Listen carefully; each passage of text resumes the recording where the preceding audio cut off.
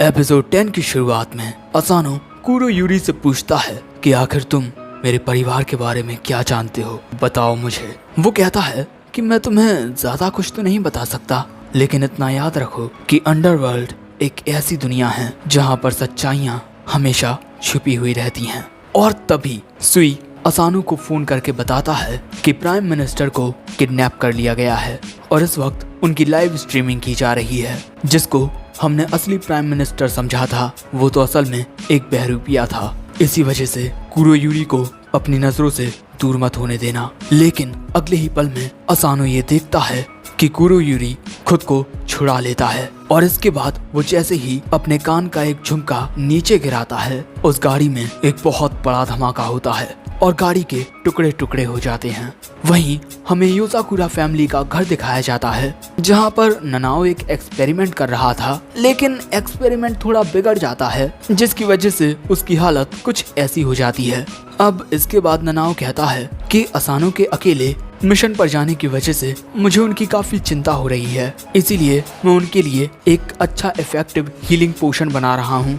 क्या आपको उनकी चिंता नहीं हो रही? मित्सुमी कहती है कि हाँ, मुझे उसकी बहुत चिंता हो रही है, लेकिन चिंता करते हुए एक जगह बैठने के बजाय मैंने उसके लिए ये खाना बनाया है। अगर उसे अपने मिशन के दौरान चोटें भी आती हैं, तब भी वो ये खाना खाकर बिल्कुल ठीक हो जाएगा। वैसे बाकी सब क्या कर रहे हैं? हमें पता चलता है कि केंगो असानो के लिए एक मास्क बना रहा है, क्योंकि अगर असानो के चेहरे पर चोटें आती हैं, तब वो ये मास्क पहनकर बाहर जा सकता है। शियोन इस वक्त कंप्यूटर पर सभी हीटर्स को संभाल रही है, क्योंकि अगर मिशन के दौरान असानो को कुछ होता है तो इससे कोई बड़ा कमोशन ना हो। और शिंजो को तो असानो की इतनी ज्यादा चिंता हो रही है कि वो अपने बास्केट की इसमें से निकल ही नहीं रहा है। लेकिन फुताबा और क्योइचिरो बिना कोई हलचल किए चाय पी रहे हैं और यहाँ फुताबा कहती है कि इतनी ज्यादा चिंता करने की कोई जरूरत नहीं है, वो सब कुछ सही से कर लेगा। लेकिन क्योइचिरो कहता है कि शायद से वो इस मिशन से जिंदा ही ना लौटे। लेकिन कुछ भी हो, मित्सुमी को असानो की बहुत चिंता हो रही थी। दूसरी ओर हम देखते हैं कि कार ब्लास्ट के बाद असानो और ड्राइवर ठीक होते हैं, लेकिन असानो के दिमाग में कुरोयूरी की बातें चल रही थी कि कुछ चमत्कार इंसान के बनाए हुए होते हैं। लेकिन तभी उसे सुई का कॉल आता है। सुई पूछता है कि तुम ठीक तो हो ना असानो? असानो बताता है कि मैं और ड्राइवर ठीक हैं, लेकिन कुरोयूरी बच निकला। ये सुन सुई कहता है कि हमें ऐसा लगा ही था, हमने अभी तक तुम्हें ये बात नहीं बताई, लेकिन वो आदमी कोई जोकर टाइप पॉलिटिशियन नहीं है, वो हमारी ही तरह एक स्पाई था। उसका असली नाम कुरोगाओ है। वो एक ऐसा लेजेंडरी स्पाई था जो अपना काम अंधेरे में रहकर करता था। हमें लगा कि वो 5 या 6 साल पहले मारा गया, लेकिन वो जिंदा था और हमने ये मिशन इसी वजह से किया ताकि हम पता लगा सकें कि आखिर उसके असली इरादे क्या थे। हमने प्राइम मिनिस्टर के ऊपर एक GPS लगा दिया था, जिसके जरिए हम उन्हें लोकेट कर सकते हैं। तुम वापस हेडक्वार्टर जा सकते हो। लेकिन दोस्तों, कुरोयूरी ने असानो से कहा था कि अंडरवर्ल्ड की दुनिया में सच्चाइयाँ अक्सर छुपी हुई होती हैं।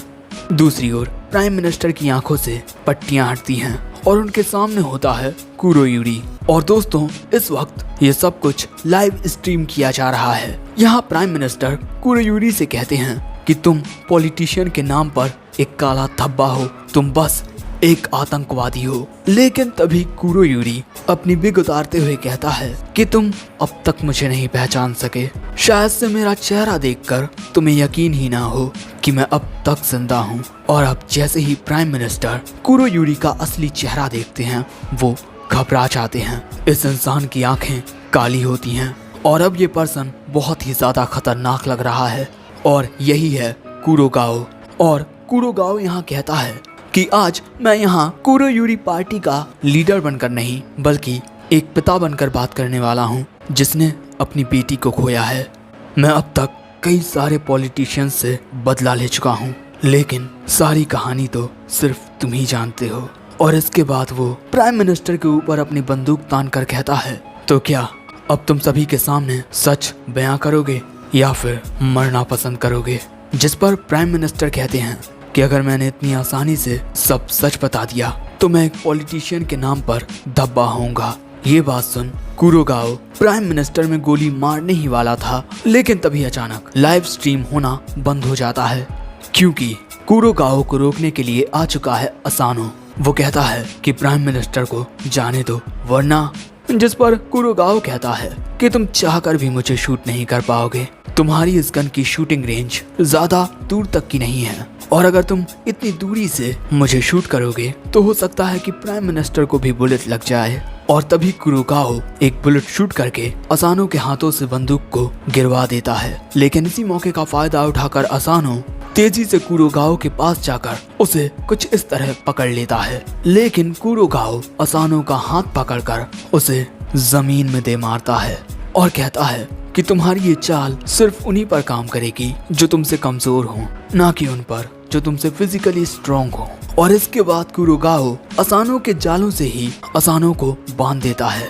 असानो इसी बात से हैरान होता है कि आखिर इसे मेरी सभी टेक्निक्स के बारे में कैसे पता, जिस पर कुरोकाओ कहता है कि मैं भले से ही लड़ने में इतना अच्छा ना हूँ, लेकिन इन्फॉर्मेशन को बहुत अच्छे तरीके से हैंडल कर लेता हूँ। लेकिन तभी असानो कहता है कि आखिर क्यों तुमने झूठा पॉलिटिशियन बनकर लोगों को धोखा दिया, आखिर तुमने ये सब क्यों किया। कुरोकाओ कहता है कि बदला लेने के लिए। मेरी इन्फॉर्मेशन को बहुत ही अच्छे से हैंडल करने की एबिलिटी की वजह से पॉलिटिकल वर्ल्ड में मेरा बहुत नाम था, और इसी वजह से उस रात। अब हमें कुरोकाओ का पास्ट दिखाया जाता है, जहां पर कुरोकाओ अपना काम खत्म करके अपने क्लाइंट को इन्फॉर्मेशन सेंड कर देता है।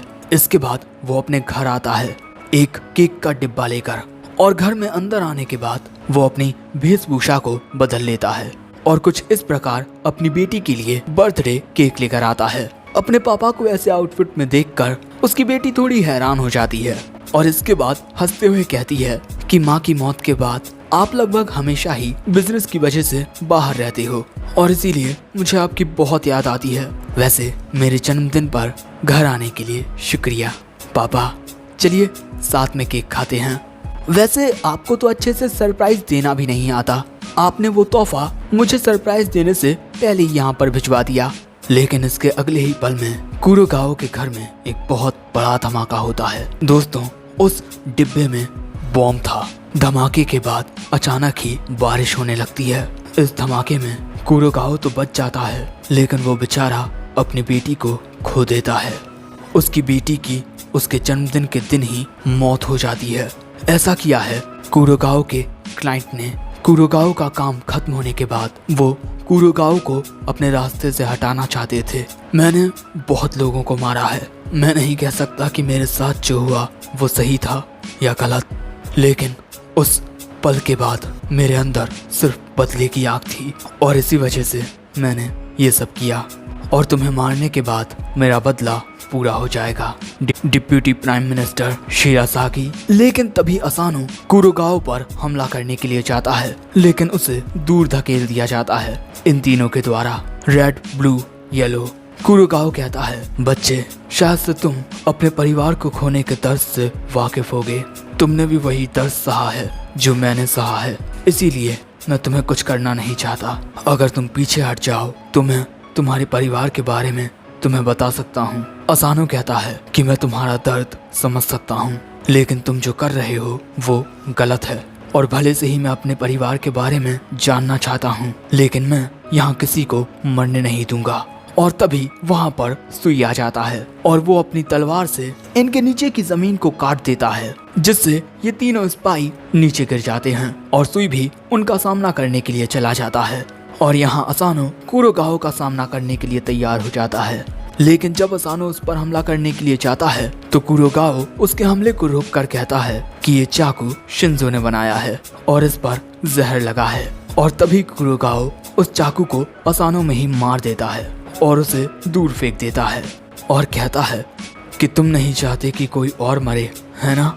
लेकिन मेरी बेटी की ही तरह लोग अक्सर मरते रहते हैं। वहीं नीचे हमें पता चलता है कि रेड, ब्लू और येलो इन तीनों के पास अलग अलग तरह की एबिलिटी होती हैं, जैसे बिजली, पानी और आग। और इसी तरह ये तीनों एक साथ मिलकर स्पाई फैमिली रैंकिंग में 5th नंबर पर आते हैं।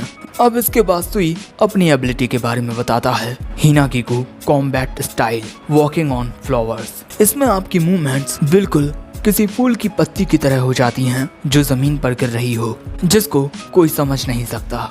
अब इसके बाद रेड, ब्लू और येलो तीनों अपनी टेक्निक को एक साथ मिलाकर एक पावरफुल हमला तैयार कर लेते हैं। लेकिन ये हमला सुई में लगने से पहले ही सुई अपनी टेक्निक का यूज करके उनके हमले को काटकर उन तीनों पर हमला कर देता है, जिससे वो तीनों हार जाते हैं।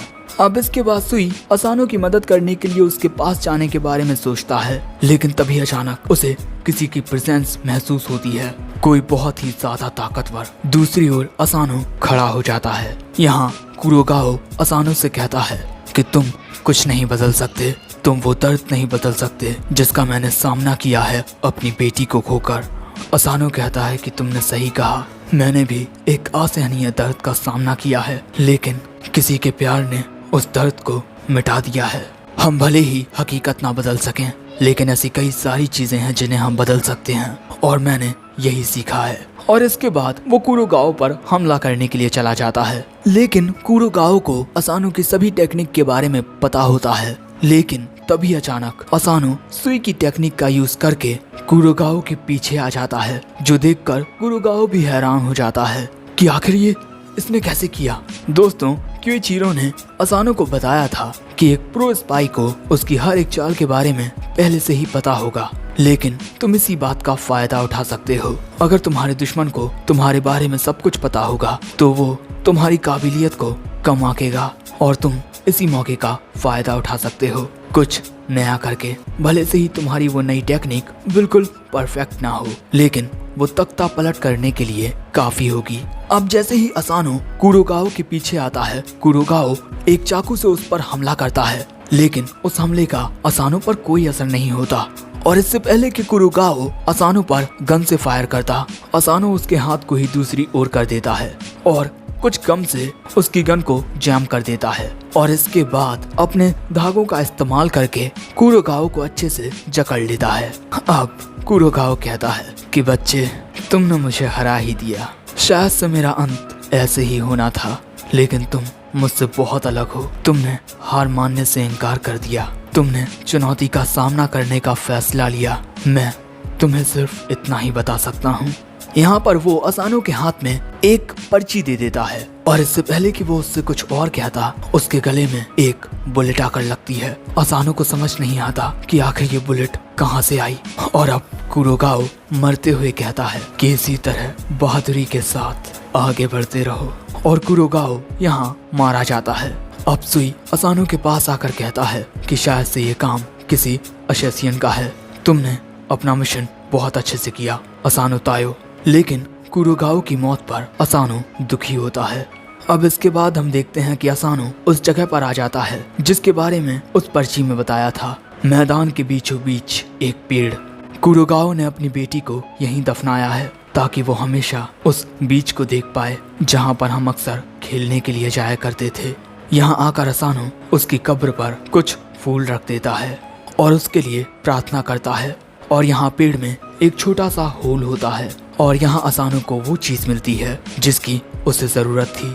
अब इसके बाद असानो अपने घर आ जाता है।